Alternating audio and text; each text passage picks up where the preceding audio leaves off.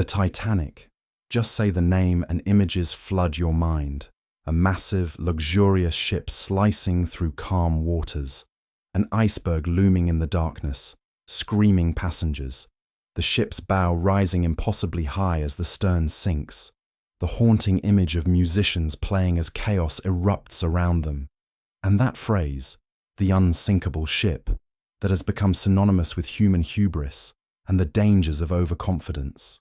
For over a century, the Titanic disaster has captured human imagination like few other historical events. It's been the subject of countless books, documentaries, and films, most notably James Cameron's 1997 blockbuster that became a cultural phenomenon. The story has been told and retold so many times that we think we know exactly what happened on that cold April night in 1912, when the world's most famous ship sank into the North Atlantic, taking over 1,500 people with it. But here's the problem. Much of what we know about the Titanic is actually myth. Not deliberate lies, but a mixture of misunderstandings, exaggerations, popular misconceptions, and details that got distorted as the story passed through popular culture over more than 100 years. Some of these myths emerged immediately after the disaster, shaped by newspapers desperate for sensational headlines.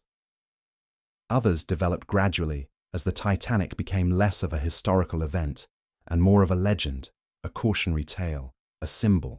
The real story of the Titanic is actually more interesting, more complex, and more tragic than the simplified myths we've inherited. It's a story not just about one ship hitting one iceberg, but about the limitations of early 20th century technology, about class divisions in society, about how disasters happen when multiple small problems combine in just the wrong way, and about how we remember and reshape tragic events to fit the narratives we want to tell. So, let's take a journey through the most persistent myths about the Titanic, the ship itself, the disaster, the people involved, and what really happened. Because understanding the truth doesn't diminish the tragedy. If anything, it makes it more real, more human, and more relevant to understanding how disasters happen and how we remember them. Let's separate the facts from the fiction and discover what really happened when the most famous ship in history met its end in the freezing waters of the North Atlantic. Myth 1. The Titanic was called unsinkable. This is perhaps the most famous fact about the Titanic. It was called the unsinkable ship, and this arrogant claim was spectacularly proven wrong when the ship sank on its maiden voyage. It's the perfect, ironic tragedy, isn't it? Humans claiming their creation was immune to the forces of nature, only to be immediately and catastrophically humbled. There's just one problem. The Titanic was never officially called unsinkable. The White Star Line, the company that owned the Titanic, never made such a bold, absolute claim. What they actually said in their promotional materials was that the ship was practically unsinkable. Note that crucial qualifier. They pointed to the ship's advanced safety features, 16 watertight compartments separated by bulkheads that could be closed by automatic doors. The design meant that even if several compartments flooded, the ship should theoretically stay afloat. It was an impressive safety system by 1912 standards. Trade publications and technical journals use similar careful language. A 1911 issue of the Shipbuilder magazine, describing the Titanic and its sister ship Olympic, called them practically unsinkable. The article explained the watertight compartment system and noted that the ships could stay afloat even if 2 of the largest compartments or any 3 smaller ones were flooded. This was presented as advanced engineering, not supernatural invincibility.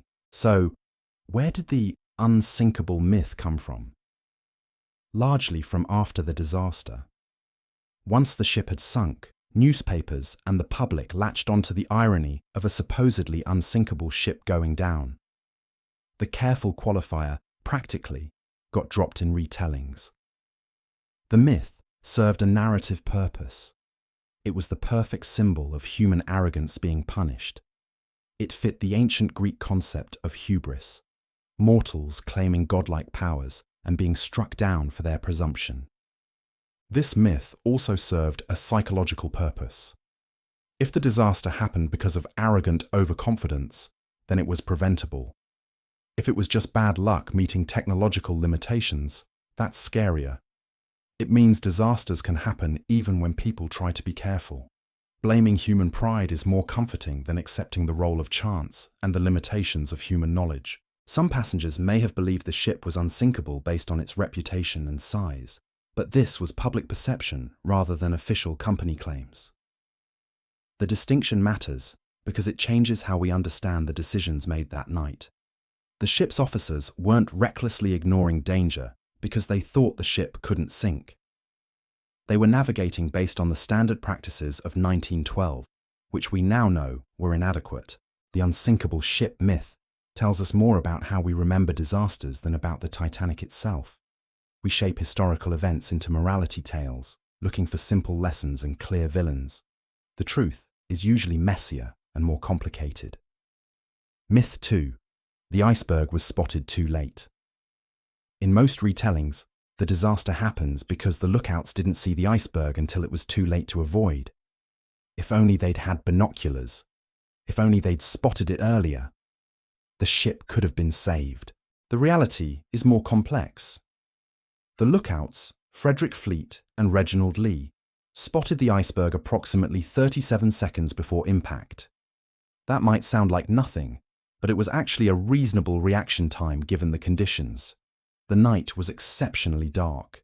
No moon, calm seas that created no telltale waves breaking against the iceberg, and extremely clear air that created unusual visibility conditions that could make distant objects appear closer or harder to judge. 37 seconds was enough time to ring the warning bell, telephone the bridge, and begin evasive maneuvers. First Officer William Murdoch immediately ordered harder starboard, which, confusingly due to old naval terminology, meant turning the wheel to port, causing the ship to turn to starboard, right. He also ordered the engines reversed. The ship began turning, and it almost worked. The Titanic nearly missed the iceberg entirely. But nearly wasn't enough. The real problem wasn't detection time, it was speed. The Titanic was traveling at approximately 22 knots, close to its maximum speed of about 23 knots. This was fast, especially given that the ship had received multiple ice warnings throughout the day. But here's the crucial context. This wasn't reckless behavior by 1912 standards. This was standard practice. North Atlantic shipping lanes in April regularly had icebergs. Captains were expected to maintain schedule unless conditions were truly dangerous, and a clear, calm night didn't qualify as dangerous enough to slow down significantly. The belief was that icebergs could be spotted in time to avoid them, and ships routinely traveled at speed through ice regions. The Titanic wasn't being uniquely reckless. It was following the accepted practices of the era. The binocular issue is interesting, but probably wouldn't have changed the outcome. The binoculars that should have been in the crow's nest were locked in a cabinet, and the officer who had the key had been reassigned before the voyage and took the key with him, probably by accident. But lookouts were trained to scan with the naked eye and only used binoculars to investigate objects already spotted. Binoculars actually narrow your field of view, making them less useful for initial detection. So while the missing binoculars made for a good dramatic detail, they probably didn't matter. What would have helped? Slower speed, better understanding of iceberg detection difficulties in certain conditions, or a different course that avoided the ice field entirely. But all of these require hindsight and knowledge that didn't exist in 1912. Myth 3. The rich survived while the poor died. This myth presents the disaster in stark-class warfare terms. Wealthy first-class passengers were saved, while poor third-class passengers were locked below decks and left to drown. It's a compelling narrative that fits our understanding of class inequality in the early 20th century. The truth is more nuanced. There absolutely were class-based disparities in survival rates, but they weren't the result of a deliberate conspiracy to save the rich at the expense of the poor. Let's look at the actual numbers. First class, approximately 62% survived. Second class, approximately 41% survived. Third class, approximately 25% survived. These differences are significant and disturbing, but the causes were more complex than simply the rich were prioritized. First, physical location mattered enormously. First-class cabins were on upper decks, close to the boat deck where lifeboats were located. Third-class cabins were deep in the ship, in the bow and stern sections. When the order came to evacuate, first-class passengers had much shorter distances to travel to reach lifeboats. Some only needed to go up 1 or 2 flights of stairs. Third-class passengers faced a much more difficult journey. They had to navigate through multiple decks, through unfamiliar corridors, up numerous staircases.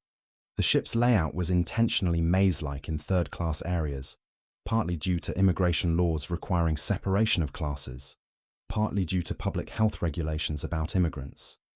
What made sense for normal operations became deadly during evacuation.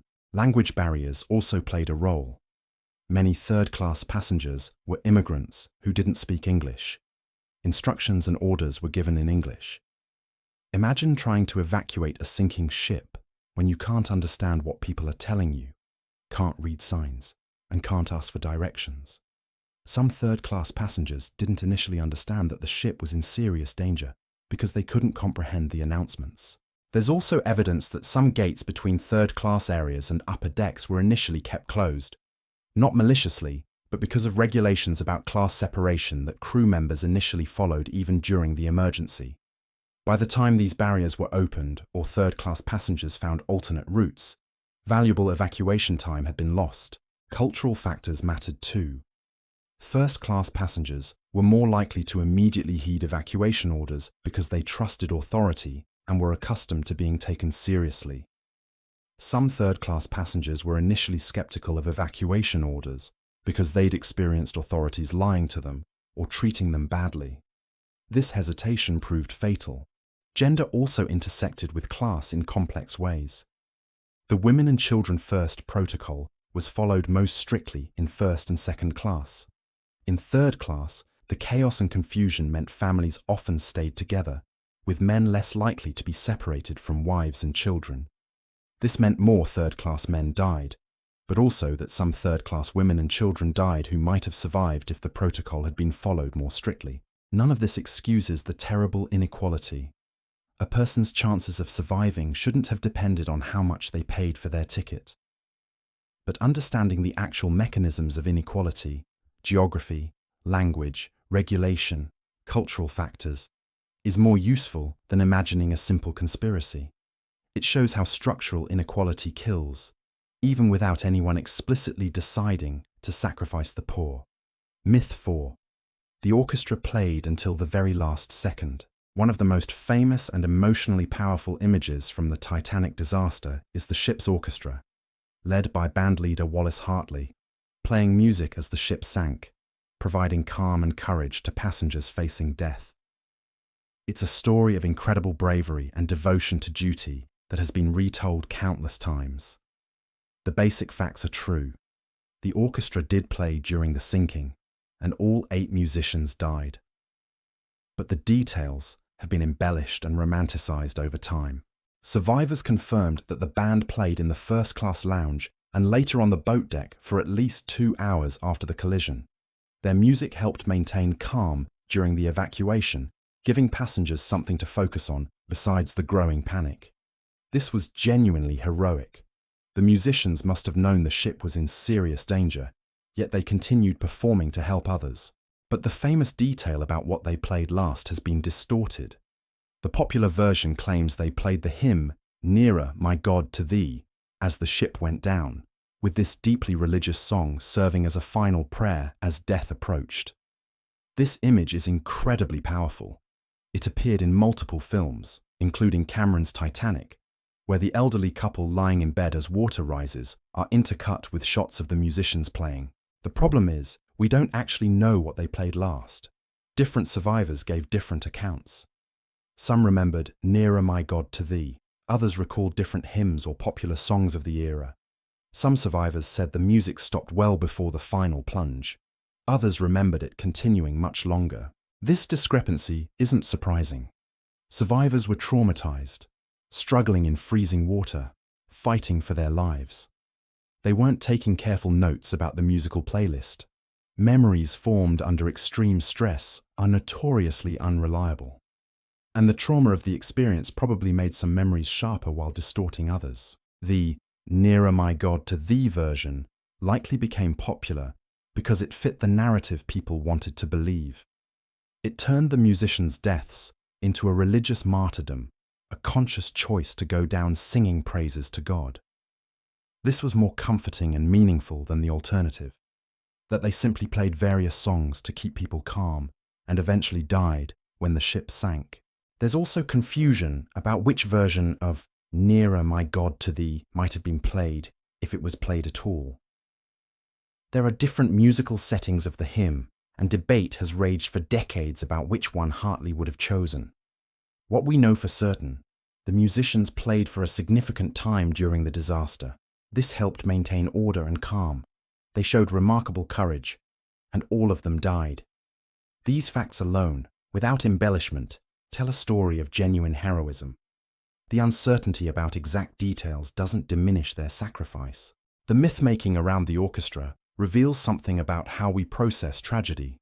We want deaths to have meaning, to involve conscious choice and spiritual significance. Random death in a maritime disaster is harder to accept than death while playing a hymn in an act of faith and courage. So we shape the story to fit the meaning we need it to have. Myth 5. A nearby ship refused to help. One of the most controversial aspects of the Titanic disaster involves the SS Californian, a ship that was relatively close to the Titanic and allegedly could have rescued many or all of the victims if it had responded to distress signals. This myth paints a clear picture.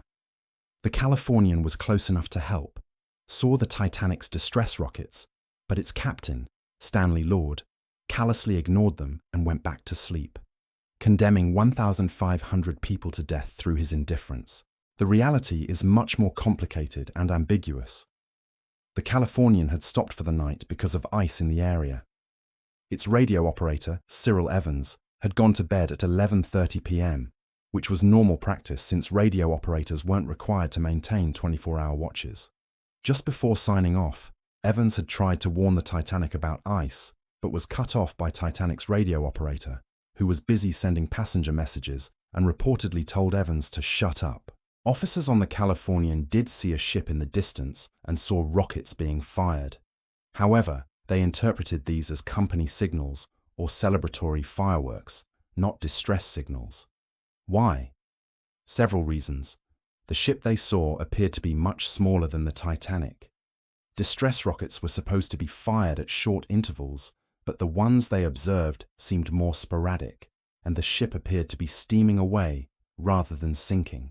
The distance between the ships is disputed. Some estimates put them 5 to 10 miles apart, close enough for a rescue attempt to have saved many lives. Other analyses suggest they were 15 to 20 miles apart, too far for the Californian to have arrived in time. The positions reported by each ship and the testimony of witnesses conflict, making it impossible to determine with certainty. Captain Lord's actions that night have been debated endlessly. He was informed about the ship and rockets, but didn't investigate more thoroughly. He didn't wake the radio operator to check if there were distress messages. He didn't steam toward the ship firing rockets to offer assistance. These failures of judgment had terrible consequences. But context matters. In 1912, seeing rockets at sea wasn't automatically interpreted as a dire emergency. Ships used various rockets and signals for different purposes. Without radio confirmation, the assumption that it was a distress call wasn't automatic. Captain Lord made a series of poor judgments, but calling it deliberate indifference is probably too harsh. The real savior was the RMS Carpathia, captained by Arthur Rostron. The Carpathia was about 58 miles away when it received the Titanic's distress call. Rostron immediately ordered his ship to steam at maximum speed toward the Titanic's position, preparing his ship to receive survivors along the way. The Carpathia arrived about 2 hours after the Titanic sank and rescued 705 survivors from lifeboats. Rostron's response was exemplary. He risked his own ship by racing through ice-filled waters in darkness to reach the Titanic. His actions saved everyone who survived. The comparison between Rostron's immediate, decisive action and Lord's hesitancy makes Lord look even worse. The controversy has never been fully resolved. Official inquiries in Britain and the United States reached different conclusions about the Californian's culpability. Descendants and supporters of Captain Lord have spent decades arguing he was unfairly blamed. Critics maintain his inaction was inexcusable. What seems clear is that the Californian probably could have helped if it had responded appropriately. But whether it could have saved significantly more lives than the Carpathia did is uncertain. The tragedy illustrates how disasters are often not the result of one clear villain, but of multiple people making imperfect decisions with incomplete information under difficult circumstances. Myth 6. The hull was torn open by a massive gash. For decades, the standard story was that the iceberg tore a huge gash in the Titanic's hull, often described as being 300 feet, 90 meters long. This massive wound supposedly explained why the Unsinkable ship sank so quickly. The image was dramatic, the iceberg cutting through steel like a knife through butter, opening an enormous hole that allowed the ocean to pour in. This understanding persisted until 1985, when Robert Ballard's expedition located the Titanic's wreck on the ocean floor. Subsequent expeditions using submersibles and remote-operated vehicles examined the hull in detail. What they found contradicted the massive gash theory. The actual damage was a series of narrow slits and separations along the hull's seams and riveted joints, not one huge continuous tear. The total area of these openings was estimated to be only about 12 square feet, roughly the size of a standard piece of paper, A4. This is tiny compared to the ship's enormous size. How could such relatively small damage sink the largest ship in the world? The answer lies in location and distribution. The damage extended across 5 of the forward compartments. The ship's watertight bulkhead system was designed to keep the ship afloat, even if 4 compartments flooded. 5 compartments flooding was one more than the critical limit. The damage wasn't from the iceberg cutting through steel. It was from the glancing collision pushing the hull plates inward, popping rivets, and opening seams where the steel plates were joined together. Think of it like this. The iceberg didn't have to cut through the ship. It just had to push hard enough in the right places to make the construction joints fail. This finding changed understanding of the sinking. It wasn't catastrophic instant damage that immediately doomed the ship. It was relatively moderate damage in just the wrong location. If the damage had been concentrated in fewer compartments, or if the watertight bulkheads had extended higher, they stopped several feet below the top decks. Or if the ship had hit the iceberg head-on instead of at an angle, the ship might have survived. The myth of the massive gash reveals how we tend to imagine disasters as resulting from obviously catastrophic causes. A tiny series of openings totaling the size of a sheet of paper sinking the world's largest ship seems impossible, even absurd. We expect dramatic causes to produce dramatic effects. But disasters often result from small problems in critical locations, minor failures that cascade into major catastrophes. Myth 7. Poor quality. Steel caused the disaster. After the wreck was discovered and pieces of the hull were recovered and analyzed, scientists found that the Titanic's steel was more brittle than modern ship steel, especially in cold temperatures. Some reports suggested the steel was defective or substandard, implying that cheap materials or poor construction contributed to the disaster. This is misleading. The steel used in the Titanic was high quality by 1912 standards. It's true that the steel had higher sulfur content and became brittle in very cold water. The water temperature the night of the sinking was around 28 degrees Celsius, Todexy, near freezing. Modern metallurgy has developed better steel formulations that remain more ductile at extreme temperatures. But calling the Titanic's steel poor quality or defective is applying modern standards retroactively. Every ship of that era was built with similar steel, using similar construction techniques. The Titanic wasn't poorly built. It was built to the best standards of its time. Those standards just weren't as good as modern standards. But that's true of virtually every technology, from a century ago. Think about it this way. In 100 years, people might analyze early 21st century technology and declare it primitive, dangerous, or defective by their standards. That doesn't mean we're building things badly now. It means technology improves over time. The real construction issue wasn't the steel itself, but the design of the watertight bulkheads. These bulkheads divided the ship into compartments and extended up several decks, but they didn't reach all the way to the top of the hull.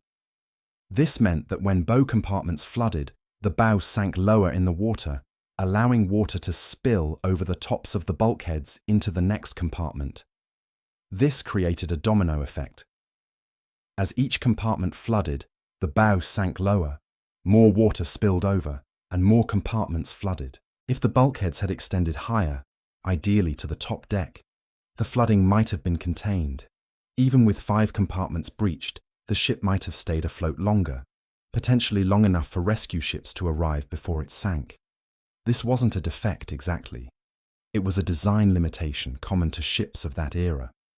Full-height watertight bulkheads are much more common in modern ships, precisely because of lessons learned from disasters like the Titanic. The steel and rivets performed about as expected for their era. The hull held together remarkably well considering the stresses of the collision and the flooding. The ship broke in two as it sank, but this was due to the enormous structural stresses of the bow sinking while the stern was still buoyant, not because of defective materials. Blaming the steel allows us to imagine the disaster was preventable with better materials. This is partly true. Modern ships with modern materials would perform better. But it misses the larger point. The disaster resulted from the technological and knowledge limitations of 1912, not from corner cutting or negligence. Myth 8. The captain was reckless. Captain Edward Smith is often portrayed as either a tragic hero who went down with his ship or a reckless fool whose arrogance caused the disaster. The truth is more nuanced. Smith was 62 years old and had been at sea for over 40 years, with White Star Line for most of that time. He was one of the most experienced and respected captains in the world. He regularly commanded the company's largest and most prestigious ships. White Star Line chose him to captain the Titanic's maiden voyage specifically because of his reputation and experience. So why was he traveling at high speed through a region where ice had been reported? Was this reckless? By modern standards, absolutely. By 1912 standards, not really. Here's the context that's usually missing. First, maintaining schedule was a high priority for passenger liners.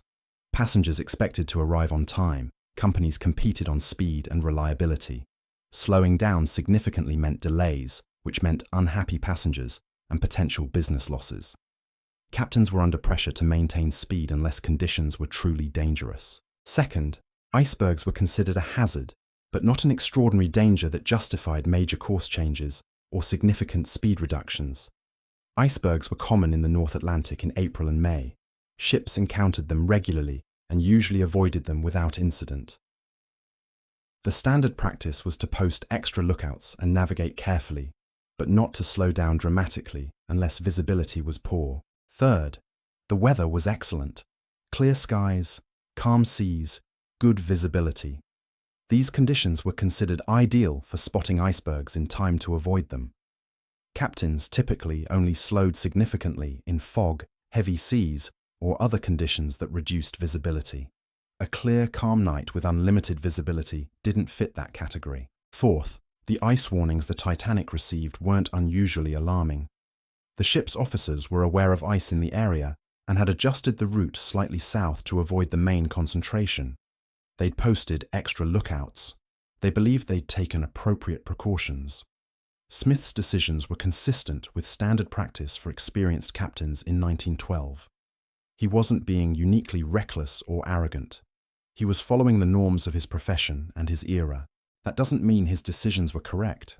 Obviously, in hindsight, he should have slowed down or altered course more dramatically. But judging historical figures by modern standards and hindsight is unfair. We have the benefit of knowing what happened and of decades of improved safety regulations developed precisely because of disasters like the Titanic. It's worth noting that after the Titanic disaster, practices changed dramatically. Ships began slowing significantly or stopping entirely when ice was reported in the area, regardless of visibility. Routes were adjusted seasonally to avoid ice regions. The International Ice Patrol was established to track and report icebergs. Radio watches became 24-hour operations. Lifeboat requirements were increased. All of these changes were prompted by the Titanic disaster. They weren't standard practice before it. Blaming Captain Smith personally for the disaster is too simplistic. He made decisions that seemed reasonable at the time, but proved tragically wrong. He was operating within a system where commercial pressures, industry norms, and technological limitations combined to create conditions where disaster was likely eventually, even if no single person was being obviously negligent. Smith did follow maritime tradition by going down with his ship. Survivor accounts differ on exactly what happened to him in the final moments. Some say they saw him in the wheelhouse, others swimming, others giving last instructions. He was never seen again after the ship sank. Whether this makes him a hero, or whether survival would have been better so he could provide testimony, is debatable. Why the Titanic really sank? So, if all these myths are wrong or oversimplified, what really sank the Titanic? The answer is that no single factor was responsible. Instead, multiple problems combined in exactly the wrong way, creating a disaster that probably wouldn't have happened if any one factor had been different. High speed. The ship was traveling fast through a region with reported ice. This was standard practice, but it reduced reaction time when the iceberg was spotted. Construction limitations. The watertight bulkheads didn't extend high enough. The ship could survive 4 compartments flooding, but not 5. The damage breached 5 compartments. Insufficient lifeboats.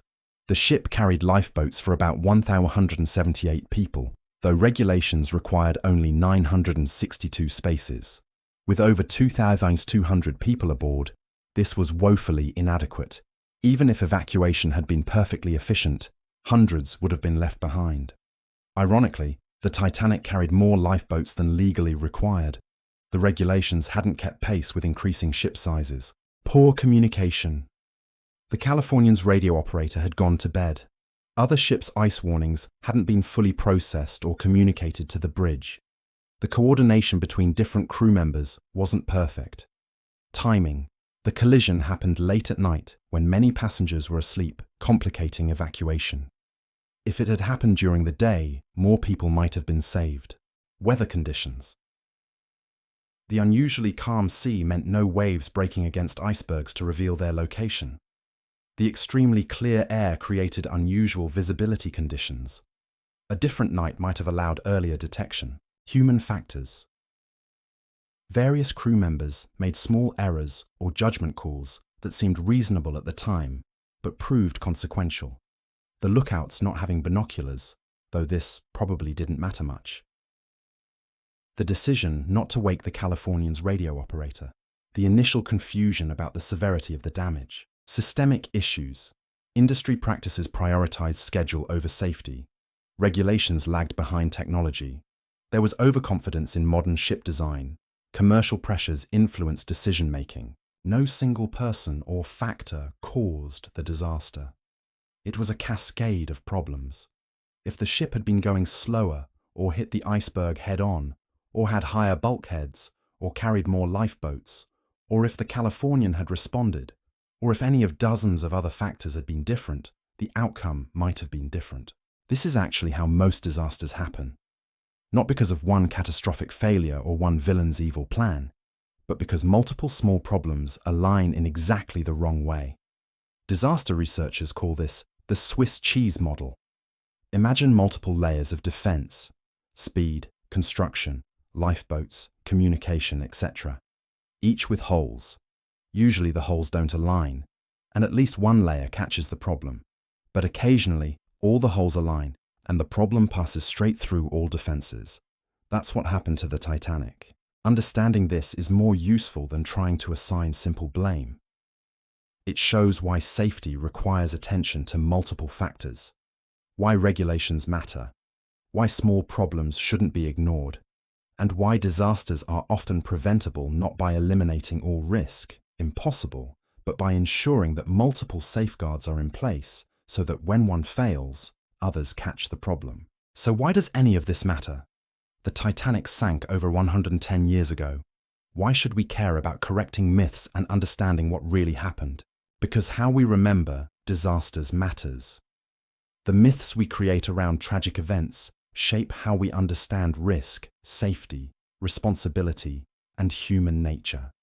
If we believe the Titanic sank because of arrogant claims of unsinkability, we learn the wrong lesson about hubris.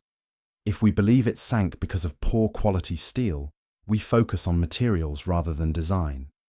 If we believe nearby ships callously ignored the distress calls, we focus on individual villains rather than systemic problems. The real story of the Titanic is more valuable than the myths. It teaches us that disasters are usually systemic, not individual failures. No one person's recklessness sank the ship. Multiple factors combined in unfortunate ways. Industry practices and regulations matter. The Titanic disaster led to major changes in maritime safety: 24-hour radio watches, sufficient lifeboats for everyone aboard, ice patrols, and route adjustments. These changes saved countless lives in the subsequent century. Technology has limitations.